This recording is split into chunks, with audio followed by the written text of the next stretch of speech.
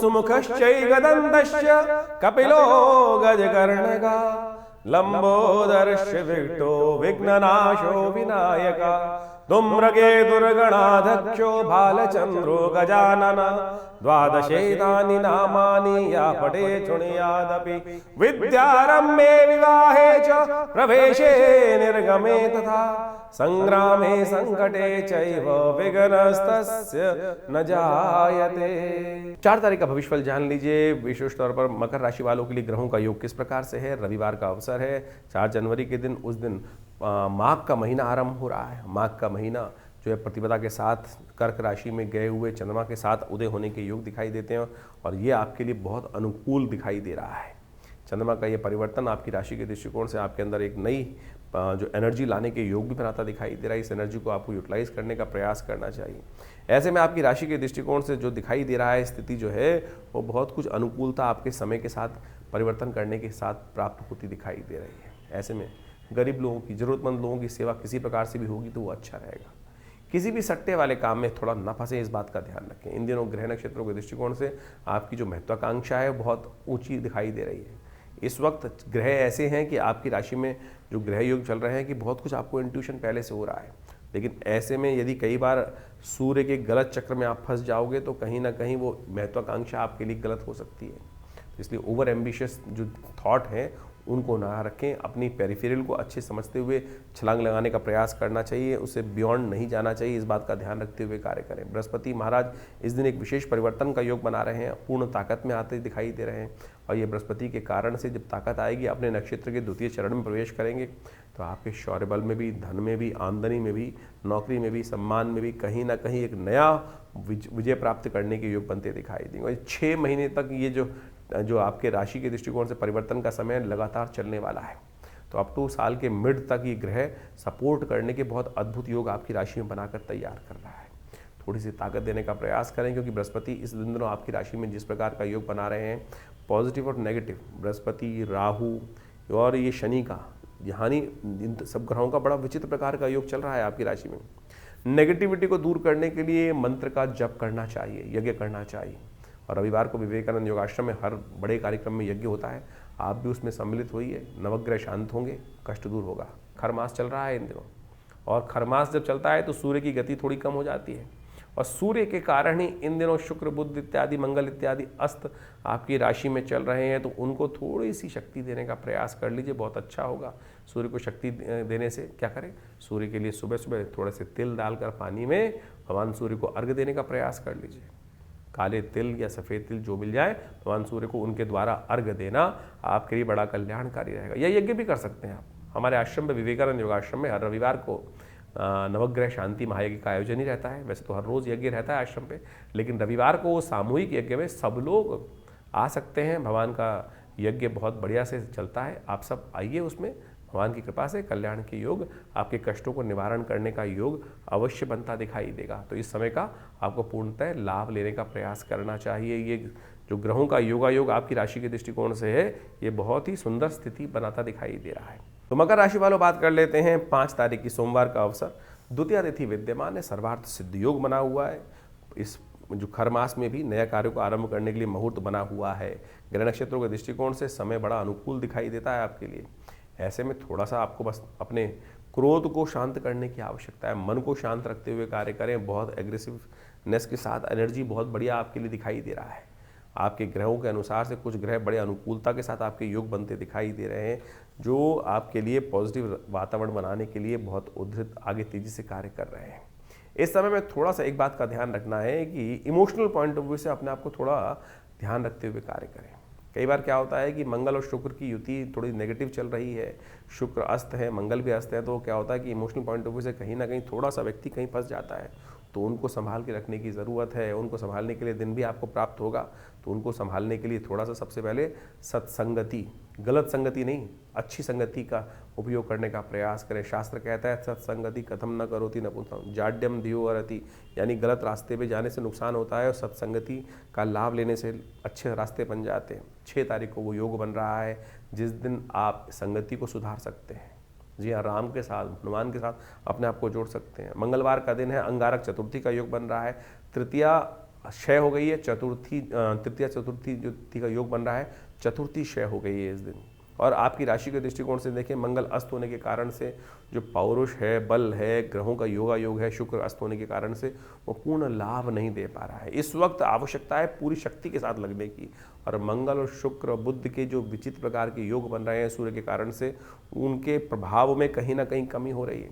तो जब तक उनके प्रभाव को ताकत नहीं मिलेगी, तब तक इन दिनों आप पूरा लाभ नहीं ले पाएंगे। कि बृहस्पति कितनी सुंदर स्थिति में आ गए हैं और पूरी तरह से ताकत लगा दी उन्होंने अब आपकी सफलता को अग्रसित करने के लिए।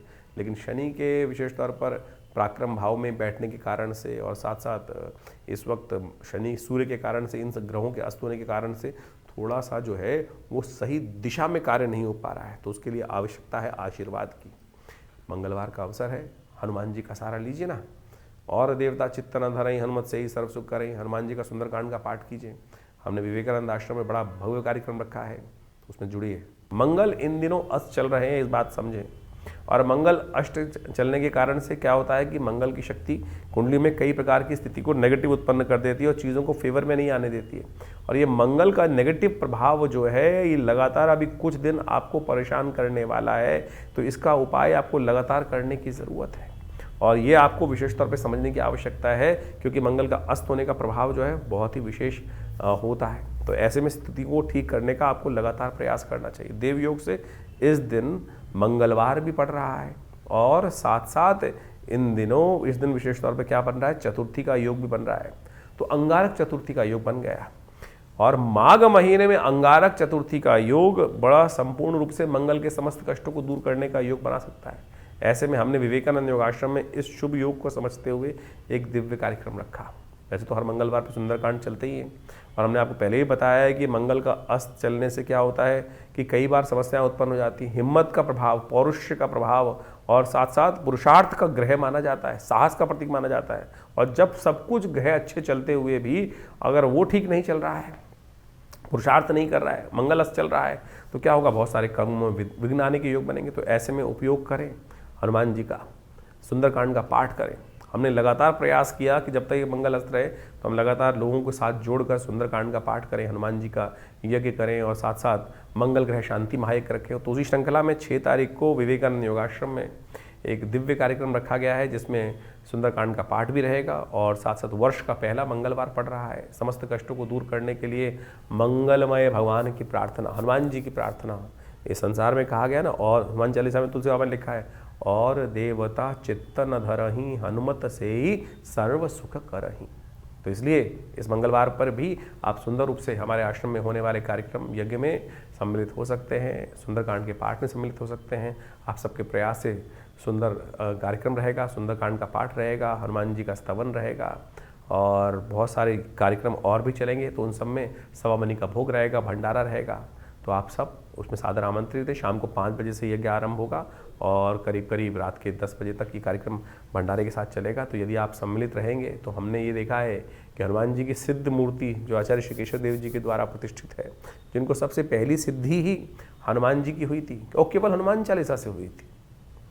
आंख बंद करी और वो बताया नंबर जो सामने वाले ने प्रश्न पूछा और वो उसका निवारण हनुमान जी के मंत्र से ही ऐसे चमत्कारिक सिद्धि प्राप्त हो जाती है।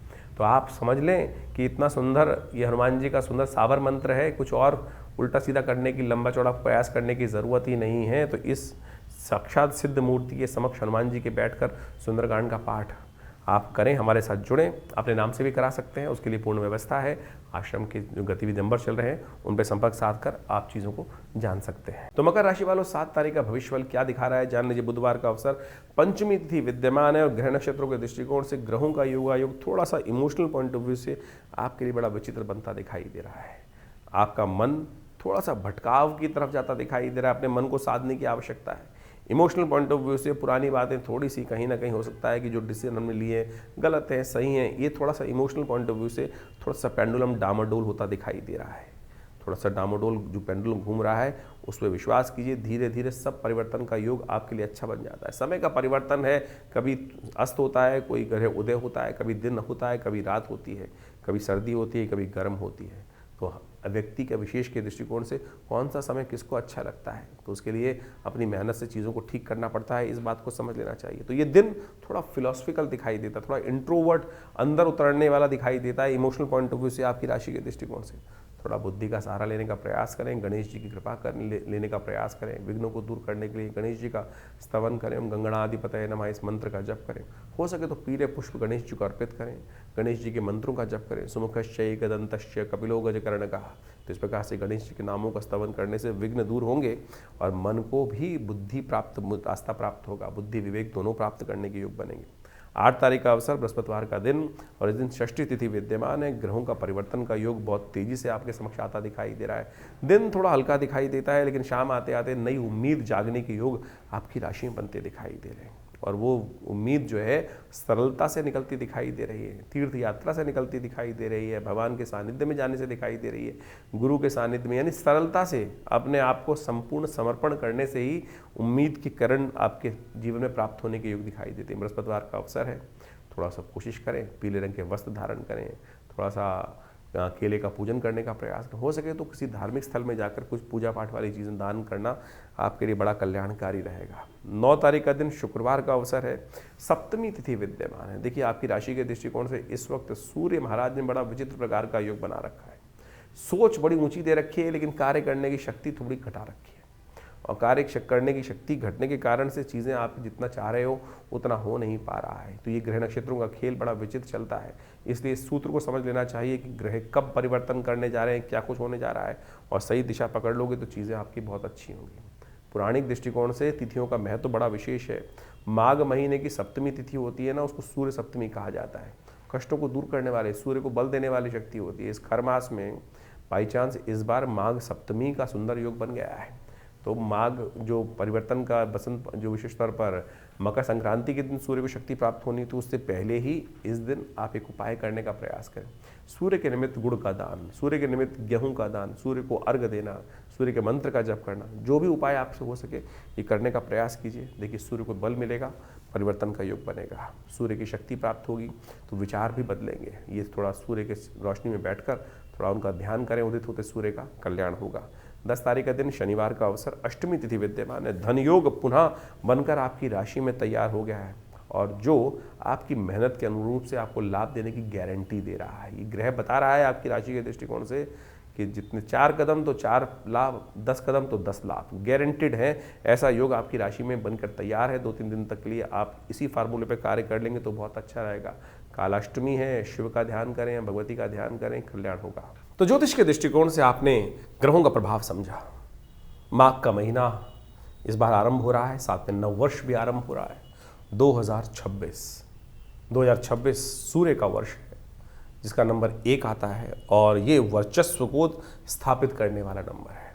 अजीब से एक होड़ पूरे संसार में व्याप्त होने वाली है कि मैं बड़ा, और ये अभिमान की लड़ाई, जिस प्रकार सूर्य जो होते हैं ना वो तेज के मालिक है और हर व्यक्ति के अंदर सूर्य जो है आध्यात्मिक तौर पे भी और सांसारिक तौर पे भी व्यक्ति को आगे बढ़ाने का योग बनाते हैं। जिनकी जन्मपत्री में सूर्य बहुत अच्छे अंशों में है, उनका स्वामित्व बढ़ने के लिए और साथ साथ स्वाभिमान बढ़ने के लिए अच्छा सा योग, जीवन में वर्चस्व कीर्ति बढ़ने के अच्छे योग इस सूर्य के वर्ष में बनने के योग दिखाई देते हैं। और जिन जिन के सूर्य या तो पाप ग्रह से ग्रसित हैं या पाप कर्तृ योग में फंसे हुए हैं या अशुभ स्थिति में जन्मपत्री में हैं, ऐसे व्यक्तियों के लिए जीवन में इस समय में ध्यान रखना पड़ेगा।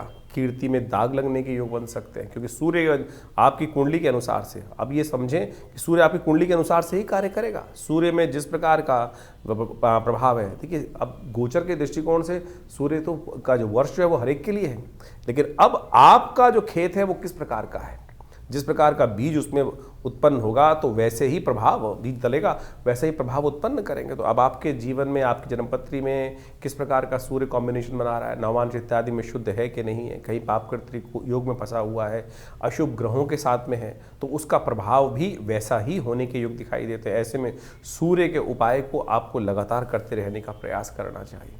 और हमारा भाग्य जो बनता है ना, वो विशेष तौर पे बनता है इस समय में आपके कर्म के अनुसार से, और कर्म को सुदृढ़ करने की आवश्यकता है।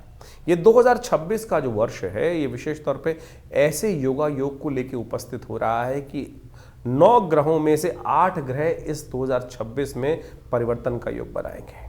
देर सवेर बहुत सारे ग्रहों में भयानक उठापटक होने के योग बनते दिखाई देंगे। शनि महाराज को छोड़ के बाकी सब ग्रह राशि परिवर्तन का योग भी बना रहे हैं। और आप मान लीजिए कि जैसा शनि ने पिछले साल योग बनाया, उठापटक का योग बनाया, कई प्रकार के विघ्न भी जीवन में उपस्थित करने के योग बनाए, और ऐसे ग्रहों की अवस्था में परिवर्तन के अनुसार से आप समझें कुछ योग ऐसे भी बनते दिखाई दे रहे हैं जो कहीं ना कहीं उत्पात को दर्शाते हैं। क्योंकि मंगल इस कुंडली इस बार जो है इस वर्ष में यदि हम देखें तो ग्रहों के अनुसार से आरंभ में तो अस्त चलेगा, फिर कई बार ऐसे योग भी बनेंगे ग्रहों के साथ साथ विभिन्न ग्रहों के जो कुछ ना कुछ आपत्ति के योग भी बनाता है, कुछ विपत्ति के योग भी बनाता है, कुछ ना कहीं आकाशीय दुर्घटनाओं के योग भी बनाता दिखाई दे रहा है। और कुछ नए फ्रंट, युद्ध के नए मैदान भी खुलते दिखाई देंगे, क्योंकि सूर्य का वर्ष है और सूर्य के वर्ष में जिस प्रकार से ग्रहों का योगायोग बन रहा है वो कहीं ना कहीं ऐसा दिखाई देगा कि अपने आप को हर व्यक्ति बड़ा दिखाने के लिए, सामने वाले को छोटा दिखाने के लिए, सामने वाले को अस्त करने के लिए, क्योंकि सूर्य का प्रभाव ऐसा होता है कि जो सामने वाले को किसी भी प्रकार से अस्त करने का योग बनाता है। ज्योतिष के दृष्टिकोण से देखें तो सूर्य जिस भी ग्रह के साथ बैठते हैं उसको अस्त करने का योग बना देते हैं, उसको दिखाई नहीं देता है, वो ग्रह लोप हो जाता है। तो उसी प्रकार का प्रभाव मनोमस्तिष्क में छाने के योग दिखाई देते हैं। तो ऐसा योग चाहे राजनीतिक हो चाहे वो सामाजिक तौर पर हो, तो एक दुराग्रह के तौर पे भी इसका प्रभाव संसार में पड़ता दिखाई दे रहा है। तो ऐसे में खासतौर पे जो शनि राहु के योग इस बार बनते दिखाई दे रहे हैं वो कहीं ना कहीं थोड़ा सा बिल्कुल आसपास ही ग्रहों का योगायोग दिखाई देता है। शनि महाराज को देखें और राहु के साथ देखें तो बहुत पास स्थिति चल रही है ग्रहों की इस वर्ष में। तो ऐसे में कुछ खास उपाय आपको करने की आवश्यकता है। वर्ष के आरंभ में बड़ा देव योग बना है जिसको माघ का महीना कहा जाता है। शास्त्र में एक मंत्र आया है, काशीवासी निवासी च काल भैरव पूजनम प्रयागे माघ मासी च बिल्वपत्रम शिवार्पणम। ये जो माघ का महीना है, माघ का स्नान जो है वो अपने आप में एक बहुत सुंदर रूप से शास्त्र में वर्णित किया गया है। इसीलिए भारतीय संस्कृति में माघ के महीने में मेला लगता है, गंगा स्नान का पुण्य बनाता है, भगवान शंकर का विशेष पूजन करने का योग बनता है। और कहा जाता है कि ऐसे में भगवान शंकर को यदि बिल्वपत्र अर्पित कर दें, काशीवासी निवासी च काल भैरव पूजनम प्रयागे माघ मासे च बिल्वपत्रम शिवार्पणम अखंडैव बिल्वपत्र च, एक बिल्वपत्र भी यदि भगवान को सुंदर रूप से हम अर्पित कर दें इस माघ के महीने में, और नित्यपति यदि योग बना लें भगवान को सुंदर स्नान कराने के बाद, क्योंकि शास्त्र कहता है भावी मेट सके त्रिपुरारी, इन संसार में जो समस्त कष्ट हैं वो भगवान शंकर की प्रार्थना से ही दूर होते हैं। और जिन जिन ने भगवान शंकर की प्रार्थना जब जैसे सिखाई, असंभव को संभव करके दिखाया, विभिन्न प्रकार की आपत्तियों को जीवन से दूर, चाहे वो स्वास्थ्य संबंधी समस्याएं हों चाहे वो किसी भी प्रकार की समस्या हों, भोलेनाथ का आशीर्वाद जब मिल जाता है तो इसलिए इस समय में विभिन्न प्रकार के जो योग बने उनका हमको प्रयास करना चाहिए, लाभ लेना चाहिए। भगवान शंकर पत्रम पुष्पम फलम तो यम, जल से ही प्रसन्न हो जाते हैं। तो ऐसे यानी जल से भी पत्र पुष्प बेलपत्र फूल जो है इस संसार में किसी और को नहीं जो चढ़ता है, सामान सब भगवान शंकर को चढ़ा देते हैं। यानी कांटे वाला भी, आँख भी, सब प्रकार से भगवान शंकर को चढ़ा दिया जाता है और वो उसी से प्रसन्न हो जाते हैं, अवगढ़दानी भगवान।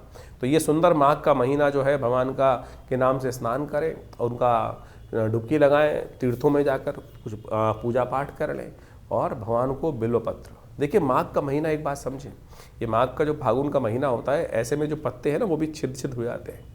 ऐसे में अखंडैव बिल्वपत्रैः च पूजये शिव शंकरम कोटिकन्या महादानम बिल्वपत्रम शिवार्पणम। शास्त्र कहता है कि एक जो अखंड बिल्वपत्र जो किसी प्रकार से टूटा फूटा ना हो, उसमें कोई छेद ना हो, अखंडित हो, तो उसको ओम नमः शिवाय का स्तवन करते हुए भगवान को यदि अर्पित कर दें तो आप सत्य माने बहुत सारे कष्ट जीवन के दूर होने के योग भगवान बना देते हैं। और जितना करोड़ों कन्याओं को दान करने के का पुण्य मिलता है वैसा ही पुण्य केवल एक बिल्वपत्र से प्राप्त हो जाता है भगवान को अर्पित करने से। तो इसलिए ये सुंदर माघ के महीने में इतना छोटा सा प्रयोग जो शास्त्र में वर्णित है उसको करने का प्रयास करें। और इस समय में बहुत सारे योग बनेंगे। ये जो नववर्ष आरंभ हो रहा है बहुत कुछ नया आपके लिए आया है लेकर। आप समझ लीजिए आपके जीवन में क्या कुछ घटनाएं घटने के योग हैं। ग्रहों का गोचर का प्रभाव के साथ साथ आपकी जन्मपत्री के अनुसार से किस प्रकार के योग बन रहे हैं। कई बार हमारे बहुत सारे प्रश्न आते हैं लोगों के और उस प्रश्नों को हम लिख के भी भेजते हैं, जवाब भी दिलवाते हैं कि अब गोचर में हमने आपका जन्मपद जो राशि के अनुसार से, योग के अनुसार से, नक्षत्रों के अनुसार से आपके प्रभाव को समझा और बताया किस प्रकार का प्रभाव है। बहुत सारे लोग कहते हैं कि ये नहीं घट रहा है, तो अब आपको समझना पड़ेगा क्यों नहीं घट रहा है। कहीं आपकी दशाएं तो फर्क नहीं है, कुछ ना कुछ दशाओं में कुछ दिक्कत आ रही हो, जन्मपत्री में कुछ मूलभूत कारण हो, कब आपका भाग्य जागने लिखा है, कब आपके जीवन, हम लगे जा रहे हैं जीवन में, मेहनत करे जा रहे हैं, लेकिन भाग्य नहीं जाग रहा है। कारण क्या है? समय कब आने वाला है? वो समय कब आएगा जो हमारे मानसिक तौर पर हमको संतुष्टि देने का योग बनाएगा। और वो ज्योतिष के दृष्टिकोण से, ज्योतिष के ज्ञान से, ज्योतिष जिसको कहा जाता है ना, वो दिव्य ज्ञान, वो रोशनी देने वाला ज्ञान, वो रास्ता निर्द्वंद भाव से रोशनी, प्रकाश को देने वाला ज्ञान जो है, वो प्रकाश जो है वो देने वाला जो ज्ञान है ना, प्रकाश नेत्रों से, ज्योतिष वेद के अंदर कहा गया है कि ज्योतिष संज्ञा नेत्र की है। तो इस बात को हम समझें तो दिव्य ज्योति जो है वो ज्योतिषी है, कि जो विज्ञान जो है, जो आपको दिखा सकता है कि भाई कौन सा रास्ता अंधकार को जो प्रकाश के अंदर परिवर्तन करने का, अज्ञान से ज्ञान यानी भविष्य को ज्ञान का जो प्रकाश है वो भी दिखा दे, तो वो ज्योतिष विज्ञान है। उसकी सहस्त्रों शाखाएं हम गोचर के माध्यम से, बहुत सारे और के माध्यम से आप सबके समक्ष उन सब गणनाओं को इसके माध्यम से, अपने इस आचार्यवाणी चैनल के माध्यम से रखते हैं, बताते हैं और उनको समझना चाहिए। और जो जो जीवन में घटनाएं हैं उनका पूर्वाभास भी सही होता है। पिछले वर्ष हमने बहुत सारी घटनाओं के बारे में आपको ज्योतिष के दृष्टिकोण से जो बनता है, समय समय पर घटने वाली घटनाएं, वो बिल्कुल उसी प्रकार से आपके समक्ष रखी और बहुत सारे लोगों के प्रश्नों का निदान भी हमने इस कार्यक्रम के माध्यम से देने का प्रयास किया। आप भी अपने प्रश्नों को हमें भेज सकते हैं, व्हाट्सएप के माध्यम से भेज सकते हैं, खुद आके विवेकानंद योगाश्रम में मिल सकते हैं। बहुत सारे कार्यक्रम हर महीने आश्रम पे चलते ही हैं और उन सब कार्यक्रमों में भी आप जुड़ सकते हैं। हम सब एक बात समझे, कभी विभिन्न ग्रहों के उपायों के चक्कर में फंसते हैं कि भैया उपाय ऐसा कर ले, वैसा कर ले। उपाय सीधा साधा भगवान का स्मरण ही है, भगवान का भजन ही है और उसमें केवल आपके विश्वास और श्रद्धा और समर्पण की आवश्यकता है, समय के समर्पण की आवश्यकता है।